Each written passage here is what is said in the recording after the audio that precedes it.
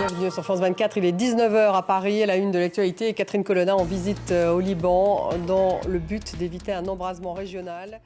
19h10, le débat consacré à la guerre Israël-Hamas. On va notamment s'interroger sur les risques d'escalade du conflit. Un embrasement régional est-il possible? Comment le désamorcer?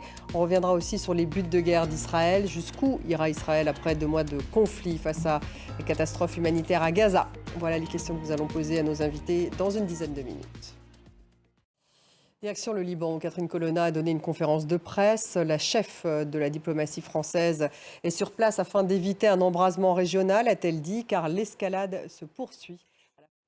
Et elle a donc promis que la France allait livrer 700 tonnes d'aide supplémentaire destinée à la population de Gaza dès mercredi. En attendant, des dizaines de camions chargés d'aide humanitaire sont entrés aujourd'hui, justement à Gaza, par le point de passage de Kerem Shalom, près de Rafah. Axel Simon. Je vous le disais en titre, le secrétaire américain à la Défense, Lloyd Austin, est aussi en visite dans la région. Il est en Israël.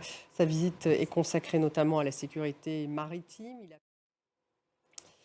Les Houthis, donc, qui menacent différents navires en mer Rouge. Aujourd'hui, c'était un navire norvégien. Je vous propose un point en image avec Olivier Fessol. En Égypte, le président Abdel Fattah al-Sisi réélu sans surprise pour un 3e mandat, 89,6% des voix. Les élections en RDC avec cette campagne pour le 20 décembre qui se termine ce soir dans un climat un peu tendu.